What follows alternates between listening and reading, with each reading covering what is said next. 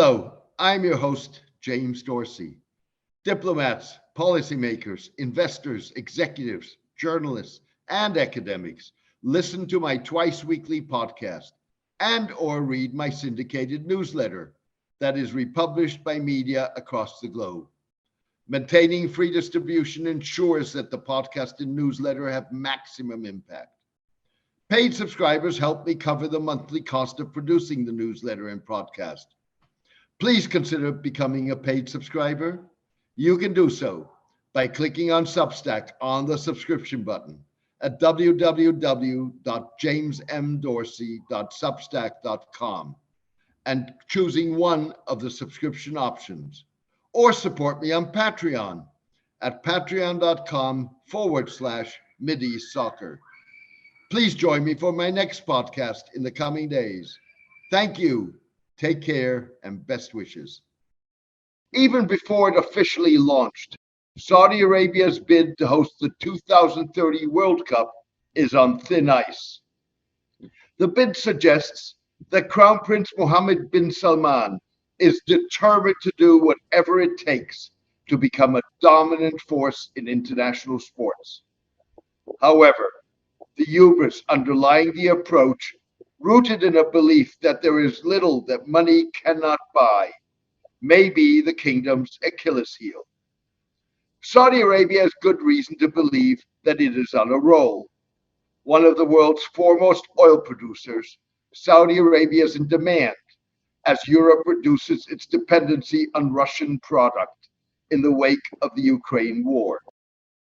Moreover, countries and corporations across the globe are eager to cash in on opportunities generated by Mr. bin Salman's mega projects and plans to diversify the Saudi economy.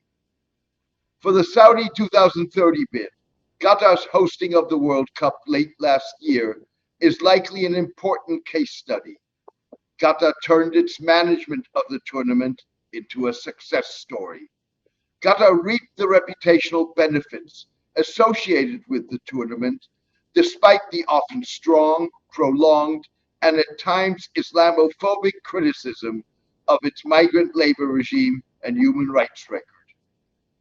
Human rights and other activists kicked off their campaign for reforms in Qatar immediately after the December 2010 awarding of the 2022 hosting rights by World Soccer body FIFA, and have not taken their eye off the ball since. However, at best, they made a small dent in the reputational benefits reaped by Qatar. Fans poured into the Gulf state for matches in a tournament that is perceived as one of the most exhilarating in World Cup history, despite the high cost of tickets and accommodation, qualms about migrant rights, concerns about LGBTQ safety, and restrictions on the consumption of alcohol. Like Qatar, Saudi Arabia hopes to cash in on the Gulf's growing influence in international sports.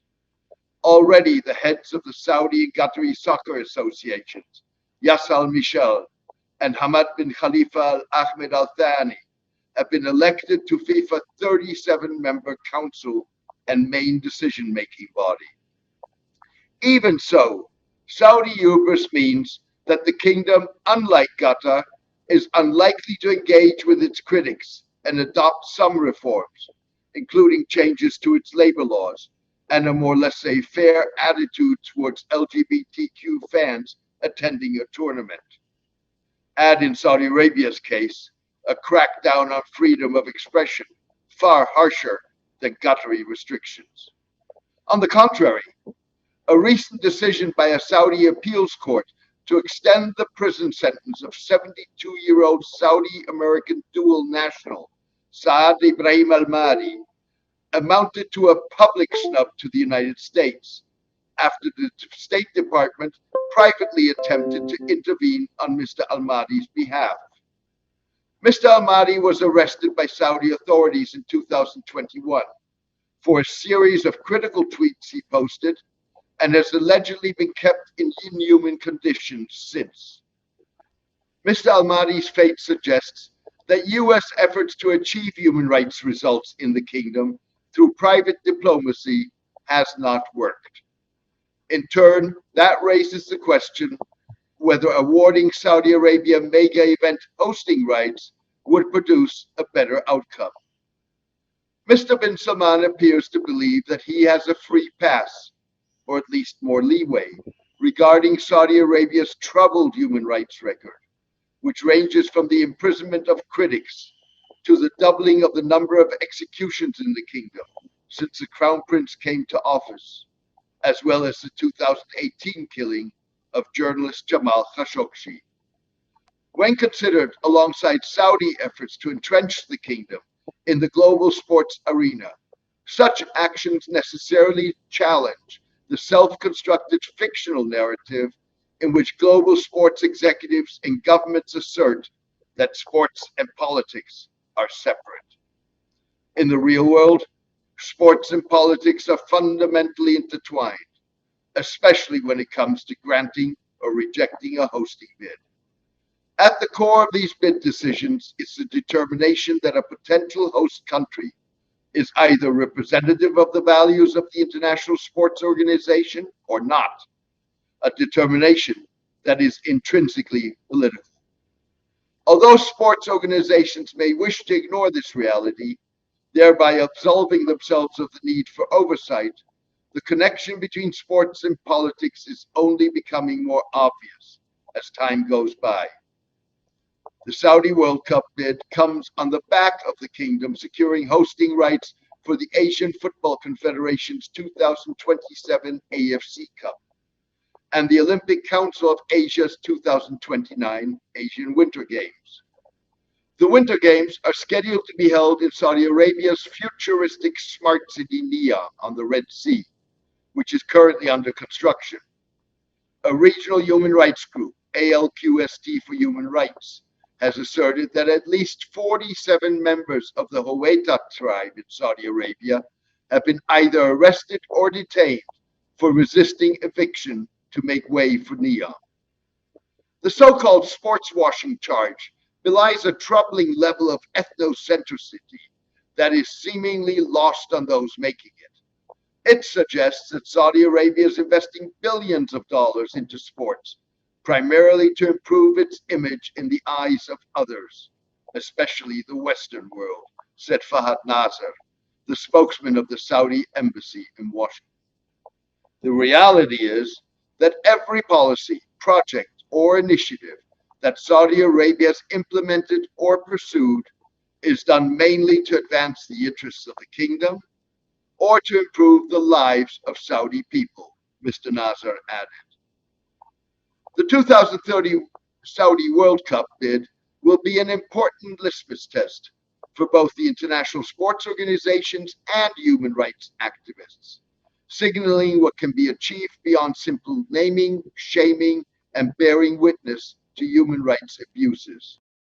So far, FIFA just endorsed Visit Saudi, the kingdom's tourism board, as a sponsor of the 32-team Women's World Cup tournament held in New Zealand and Australia this summer, placing it alongside international brands such as Adidas, Coca-Cola, and Visa, despite protests by activists and athletes.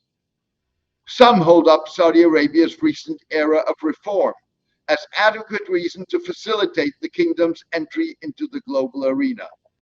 Although there is some logic in honoring the significant progress made by Saudi Arabia in advancing women's rights, including lifting a ban on women's driving and promoting women's social rights and professional opportunities, that logic falters when one considers that the women who campaigned for those rights are now either behind bars or released from lengthy prison stays, but barred from traveling abroad.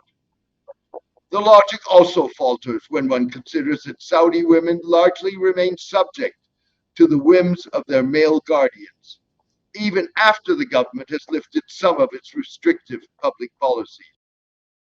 In Saudi prisons, female activists were in good company, as practically anyone who voices criticism ends up behind bars, including women such as Salam al-Shehab and Noura al-Qahtani, who were sentenced to 34 and 43 years in prison, respectively, for mere tweets. These facts raise a fundamentally political question. Should international sports associations recognize Saudi Arabia's progress and help improve the kingdom's image by awarding hosting rights or endorsing sponsorships? Or is the progress not enough in the face of the serious and sustained human rights abuses? The answer is not a simple yes or no, but there are political implications to whatever decision is made. Further complicating the Saudi bid is that it is structured as a tricontinental offering, with Africa's Egypt and Europe's Greece, to circumvent standard FIFA practice that seeks to rotate tournaments among regions. To secure a buy-in by its proposed partners, the kingdom reportedly agreed to foot Egypt and Greece's infrastructural and other costs in exchange for the right to host most World Cups. For Egypt, the deal is a no-brainer. Egypt gets the reputational and infrastructural benefits, even though the country is on the verge of potential social explosion and economic collapse. Yet, a war of words between Saudi and Egyptian media in the wake of Saudi Finance Minister Mohammed al-Jadhan's declaration in January that the kingdom's development aid would no longer be unconditional inspires little confidence that such a deal will hold. Greek calculations are different, particularly with FIFA introducing a human rights component to the bidding process that requires the group to include due diligence on a bidder's human rights record and potential hosts to submit a human rights strategy in preparing for hosting the tournament. The implications of such a process have apparently begun to dawn on Greece, especially as a member of the European Union.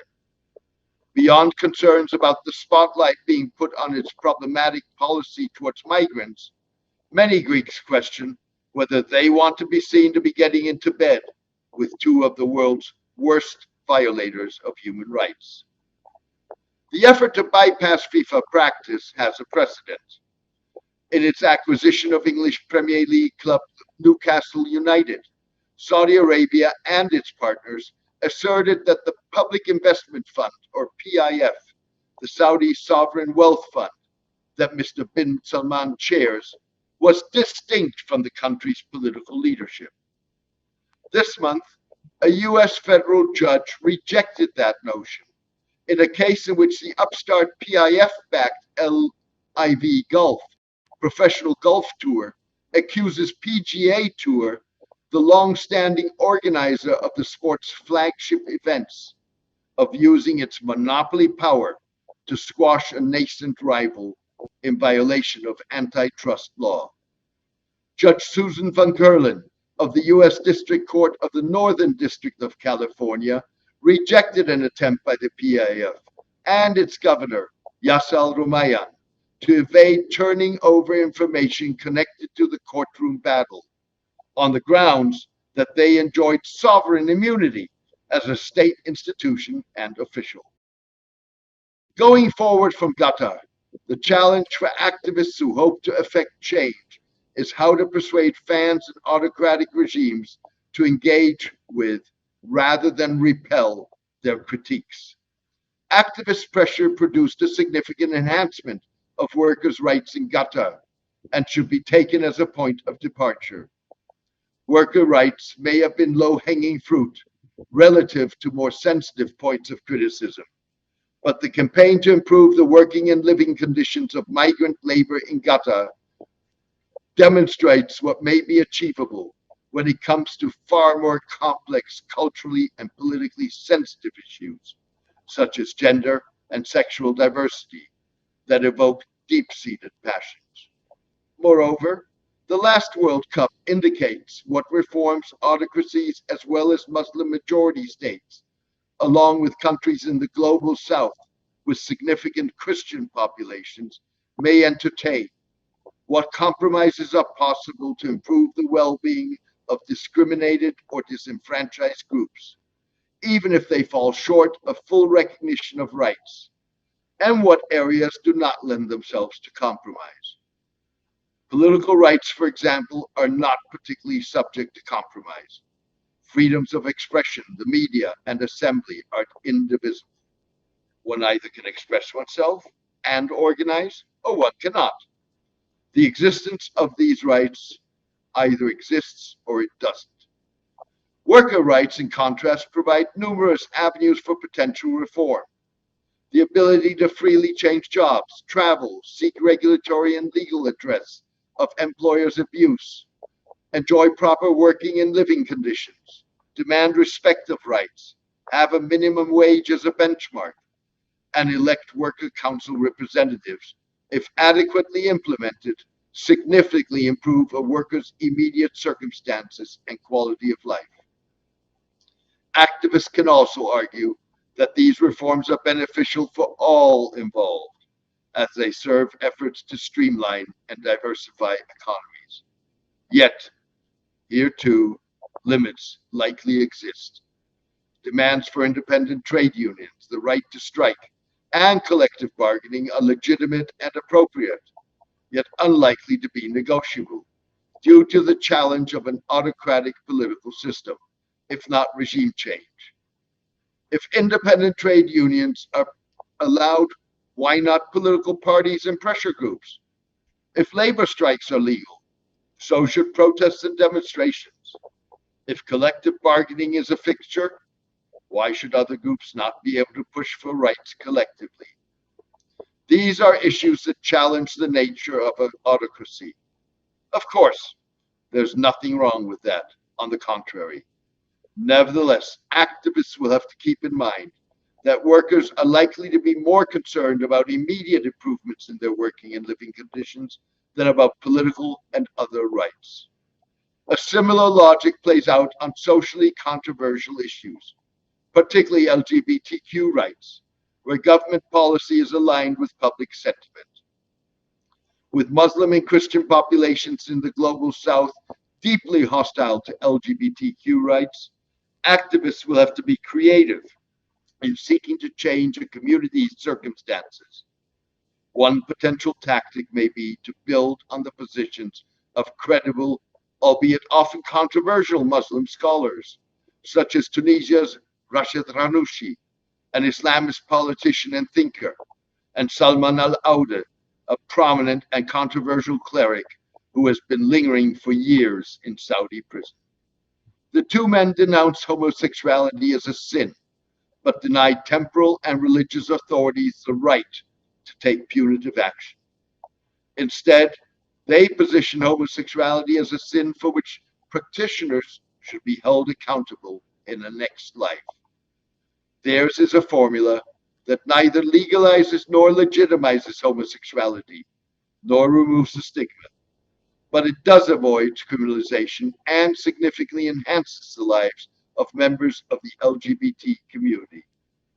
It builds on arrangements in Muslim-majority countries like Indonesia and Turkey, where homosexuality has not been outlawed, but remains socially fraught and challenging, as well as Qatar's don't ask, don't tell approach during the 2022 World Cup that was rooted in former US President Bill Clinton's attitude towards members of the LGBT community in the military.